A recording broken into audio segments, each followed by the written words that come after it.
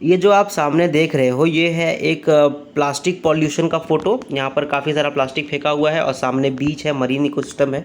तो अगर हम लोग मरीन रिसोर्सेज के बारे में बात करें, अगर हम लोग बात करें कि समुद्र और जितना भी समुद्र है, सीज़ है, ओशियन है, तो वो करीबन दुनिया का 70% जगह पर वही रहता है, मतलब पानी ही पानी है।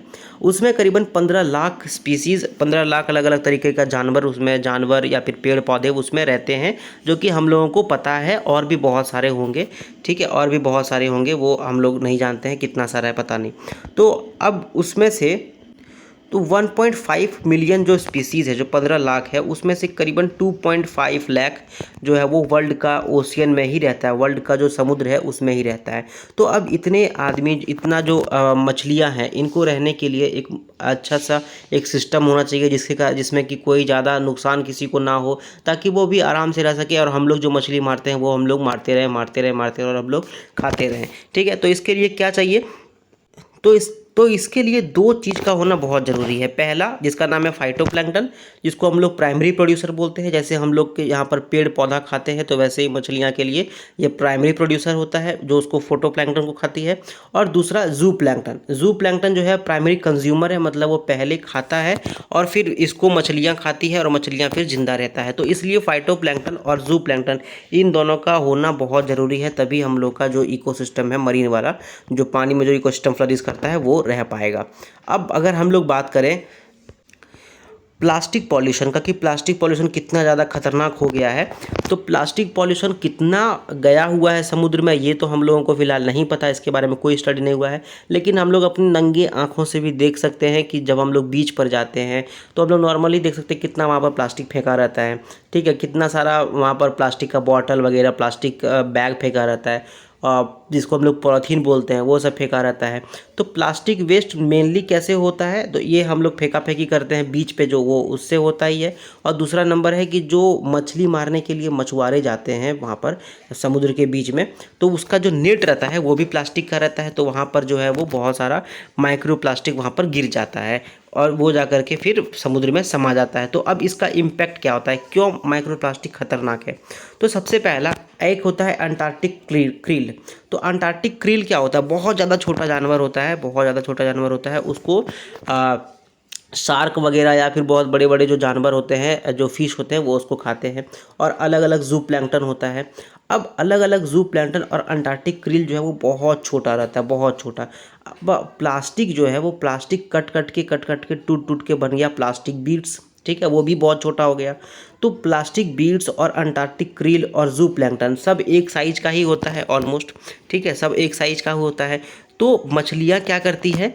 जू प्लैंक्टन और अंटार्कटिक क्रील खाने के बजाय प्लास्टिक बीड्स को खा लेती है, जिसके कारण उसका हेल्थ जो है वो ख़राब हो सकता है और फिर वो धीरे धीरे मर भी सकता है। या फिर छोटे मछलियाँ अगर प्लास्टिक बीड को खाएगी तो फिर बड़े मछली खाएगी, उसके बाद बड़े मछली खाएगी, तो पूरा इकोसिस्टम जो है वो गड़बड़ा भी सकता है। हालांकि प्लास्टिक जो खाता है मछली, जो मछलियाँ प्लास्टिक खा रही हैं, वो उसका इतना जल्दी नहीं होता है कि जैसे प्लास्टिक खाए वो मर गए, ऐसा नहीं। बट धीरे धीरे लॉन्ग टर्म में उसके लिए इम्पैक्ट कर जाता है। वो हो सकता है लीवर वगैरह में चले जाए या फिर कहीं और पहुंच जाए, तो उससे उसका दिक्कत हो सकता है। अब हमारे साइंटिस्ट लोग क्या किए हैं? साइंटिस्ट लोग करीबन 250 जो अलग अलग जनजाति होते हैं, अलग अलग स्पीसीज़ जो होता है, स्पीसीज़ को हिंदी में क्या बोलते हैं एग्जैक्टली हमको नहीं पता। तो अलग अलग स्पीसीज़ जो होता है उसके बारे में पता कर चुके हैं और वो ये भी पता कर चुके हैं कि प्लास्टिक उनको काफ़ी ज़्यादा इफ़ेक्ट करता है। ठीक है, प्लास्टिक काफ़ी ज़्यादा इफ़ेक्ट उनको करता है। हालांकि ये जो रिसर्च हो रहा है ना, ये बस होता है जो बड़े बड़े मछलियाँ, जैसे शार्क हो गया, आपका सालमन हो गया, वगैरह वगैरह, जो बड़े बड़े मछलियाँ था, टूना फिश हो गया, इन सब पर ही हो रहा है। लेकिन 99% जो कि बहुत नीचे बेंथोस जोन होता है, एक बहुत नीचे रहते हैं, उनके बारे में तो हम लोग को पता ही नहीं चल रहा है कि वो लोग क्या कर रहे हैं, क्या नहीं, उन लोग के साथ में क्या प्रॉब्लम है, क्या प्लास्टिक उन लोग को प्रॉब्लम कुछ दे भी रहा है कि नहीं। ठीक है, तो ये सब प्लास्टिक का एक बहुत बड़ा प्रॉब्लम है। माइक्रो प्लास्टिक से क्या क्या प्रॉब्लम होता है ये हम लोग लोग जान गए। कहाँ पर जान गए? ओशियन में। अब हम लोग बात करते हैं लैंड में, ज़मीन पर क्या हो रहा है। तो ज़मीन पर नॉर्मल हम लोग नंगे आँखों से भी देख सकते हैं कि सबसे पहला तो चोकिंग ऑफ ड्रेन्स, जो नाला वाला जाता है, जो पानी का नहरें जा रही है, जो रिवर्स जा रहा है, उसमें हम लोग प्लास्टिक बैग फेंक रहे हैं, प्लास्टिक बैग काफ़ी ज़्यादा फेंक रहे हैं। तो इससे जो ड्रेन्स जो नॉर्मल जाता था वो वहाँ पर चोक कर जा रहा है, चोक कर जा रहा है, तो वहाँ पर पानी जमा हो रहा है, वाटर लॉगिंग वगैरह हो रहा है। ठीक है, जो एनिमल्स हम लोग देखते ही हैं अपने आस पड़ोस में देख रहे हैं, बहुत सारे गाय होते हैं, बहुत सारे बैल होते हैं, बहुत सारे कुत्ता वगैरह, वो सब क्या कर रहा है, वो सब प्लास्टिक को खा जाता है। जब प्लास्टिक को खा जाता है, एक्स्ट्रा प्लास्टिक हो जाता है, बहुत खाता है, बहुत खाता है, तो धीरे धीरे वो मर भी सकता है। ठीक है, उसके बाद हम लोग ये भी देख रहे हैं कि जब प्लास्टिक हम लोग फेंक देते हैं ज़मीन पर, तो वो सॉइल में धीरे धीरे डिग्रेडेबल तो है नहीं, तो इसलिए वो ख़त्म तो होता नहीं है, वो वैसे का वैसे रह जाता है। और उससे क्या होता है, माइक्रो प्लास्टिक जो है वो ग्राउंड वाटर में जा सकता है, और जब हम लोग बोरिंग वगैरह कराते हैं तो वो हम लोग का इकोसिस्टम में भी आ सकता है, हम लोग के पास भी वो आ सकता है। तो ये सब चीज़ें हैं जो कि ओशियन और लैंड सरफेस में हम लोगों को देखने को मिलता है प्लास्टिक के कारण। अब हम लोग प्लास्टिक से बच कैसे सकते हैं? इतना ज़्यादा हम लोग के जीवन में प्लास्टिक हो गया है कि प्लास्टिक से बचना बहुत ज़रूरी भी है और बहुत मुश्किल भी है।